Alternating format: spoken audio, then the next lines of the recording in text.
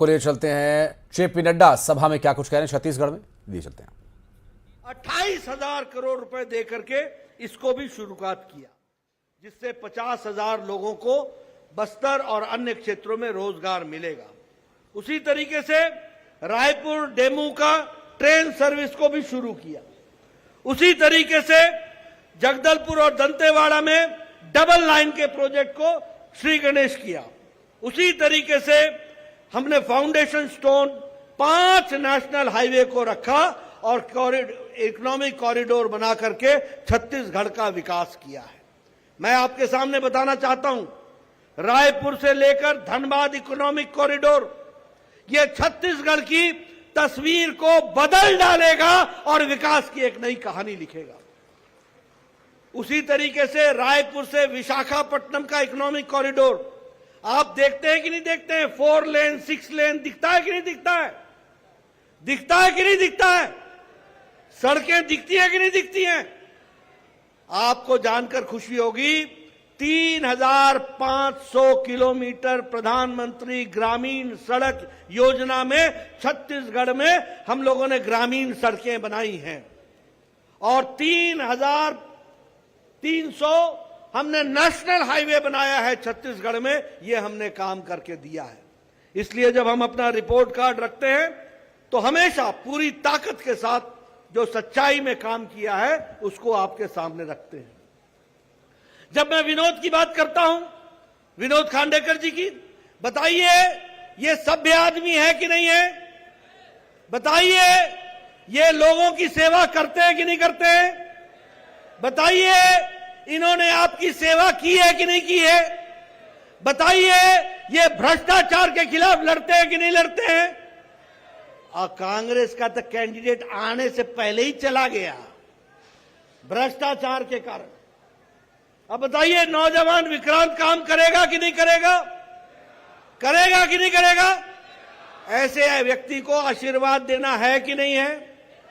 ये हमारे कैंडिडेट दोनों सेवा के भाव से काम कर रहे हैं, ये भी हमको ध्यान में रखना है। मैं एक निवेदन आपसे करना चाहता हूं कि आप याद करो, बहनें खास करके याद करें, ये भूपेश बघेल ने आपको महतारी सम्मान योजना में 500 रुपए पूरा महीना देने का तय किया था कि नहीं किया था? किया था कि नहीं किया था? मिल गया? मिल गया? ये छलिया सरकार है, छलने वाली सरकार है। मैं जानना चाहता हूं, ये भूपेश बघेल ने कहा था कि हम शराब को बंद करेंगे, कहा था कि नहीं कहा था? गंगा जल उठा करके कसम खाई थी कि नहीं खाई थी? आजकल शराब ऑनलाइन मिल रही है कि नहीं? घर घर डिलीवरी हो रही है कि नहीं? घर घर डिलीवरी हो रही है कि नहीं? ऐसी सरकार को रहने देना है क्या? मैं माताएं बहनें से सुनना चाहता हूं, ऐसी सरकार को रहने देना है क्या? ये इस तरीके से काम करते हैं। आप बताइए, ये इन्होंने सर्व विधवा पेंशन में 1,000 रुपए देने का तय किया था कि नहीं? मिल गया हमारी विधवा बहनों को? मिल गया? ये छलिया सरकार बोलती कुछ है और 5 साल में जो काम करती है वो भी। आपको 4 गैस का सिलेंडर मिल गया मुफ्त में? 4 गैस का सिलेंडर मिला? ये इस तरीके की बातें करती हैं। उसी तरीके से कहा था कि हम केजी से लेकर के पीजी तक मुफ्त शिक्षा देंगे, और आज की अखबार उठा के देखो, फिर से वही चिपका दिया है, केजी से पीजी तक हम मुफ्त शिक्षा देंगे। 5 साल पूरे हो गए, इन्होंने लोगों को गुमराह किया और उसके बाद फिर से आकर के आपके सामने खड़े हो गए। यह भी हमको ध्यान में रखना चाहिए। मैं आपके सामने पूछना चाहता हूं और बताना चाहता हूं, आप बताइए शराब में घोटाला हुआ है कि नहीं हुआ है? हुआ है कि नहीं हुआ है? आपको मालूम है कितने का हुआ है? 2,161 करोड़ रुपए का हुआ है। ये घोटालों की सरकार, शराब घोटाला। आप बताइए चावल घोटाला हुआ है कि नहीं? चावल घोटाला हुआ है कि नहीं? मैं पीछे से सुनना चाहता हूं, चावल घोटाला हुआ है कि नहीं? हुआ है कि नहीं? मालूम है कितने का हुआ है? 5,000 करोड़ रुपए का। आपको मालूम है कि कोयला घोटाला हुआ है? कोयला घोटाला हुआ है कि नहीं? मालूम है कितने का हुआ है? 540 करोड़ रुपए का कोल घोटाला हुआ है। आपको मालूम है महादेव ऑनलाइन बुक स्कैम,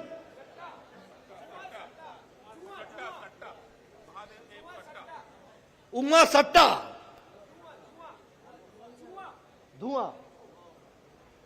धुआं सट्टा हुआ है कि नहीं हुआ है? हुआ है कि नहीं हुआ है? अब देखिए, ये घोटालों का और सट्टों का बाजार बना दिया भूपेश बघेल ने। ऐसी सरकार को रहने का अधिकार है क्या? रहने का अधिकार है क्या? आप बताइए, गोठान घोटाला हुआ है कि नहीं? हुआ है कि नहीं हुआ है? और मालूम है कितने का हुआ है? 1300 करोड़ रुपए का हुआ है। डीएमएफ स्कैम हुआ है कि नहीं? डीएमएफ का स्कैम। और ये टीचर्स की ट्रांसफर और पोस्टिंग में घोटाला हुआ है कि नहीं हुआ है? आंगनबाड़ी वर्कर्स के साड़ी के खरीदी में घोटाला हुआ है कि नहीं हुआ है? कौन सी जगह छोड़ी भाई? कौन सा घोटाला छोड़ा? माइन घोटाला, कोयला घोटाला, रेत घोटाला, गोबर घोटाला, गोबर का भी घोटाला कर लिया, गोबर का भी घोटाला नहीं छोड़ा। और आप बताइए, ये भूपेश बघेल की सरकार में 25,000 हमारे नवजात शिशु, इनकी जानें गई कि नहीं गई? उसी तरीके से 900 हमारे जो प्रसूति माताएं हैं, इनकी जानें गई कि नहीं गई? आपको मालूम होकर के आश्चर्य होगा कि हमारी औरतें छत्तीसगढ़ में 67% हमारी बहनें खून की कमी होती है उनको, और स्वास्थ्य की कोई चिंता नहीं होती। ये भी हमको ध्यान में रखना होगा। इसलिए मित्रों, मैं घोटाले की बात कहने लगूं तो एक लंबी श्रृंखला यहां पर निकल करके आएगी। आप बताइए, आपको जानकर के आश्चर्य होगा कि हमारे जो शेड्यूल्ड ट्राइब है, अनुसूचित जनजाति बहनें हैं, उनके साथ अन्याय होने का और उनके ऊपर उत्पीड़न होने का 30% महिलाओं पर यहां उत्पीड़न हो रहा है। उसी तरीके से हमारे अनुसूचित जाति दलित भाइयों का और दलित बहनों का 25% उत्पीड़न हो रहा है।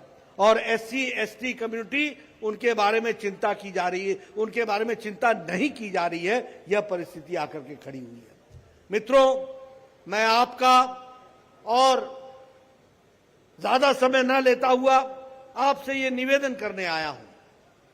ये भ्रष्टाचारी सरकार, ये निकम्मी सरकार, ये अकर्मण्य सरकार, ये भूपेश बघेल के नेतृत्व में चलने वाली भ्रष्टाचारी सरकार, बताइए इसको उखाड़ फेंकिएगा कि नहीं? इनको घर बैठाइएगा कि नहीं? और विनोद को जिताइएगा कि नहीं? और विक्रांत को जिताइएगा कि नहीं?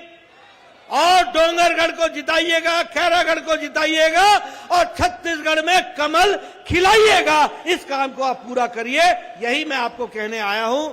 और इस भ्रष्टाचारी सरकार को घर बैठाओ, इनको काम दो, छत्तीसगढ़ को आगे बढ़ाओ, मोदी जी के नेतृत्व में देश को आगे ले जाओ और प्रदेश को आगे जोड़ो। इन्हीं शब्दों के साथ बहुत बहुत धन्यवाद।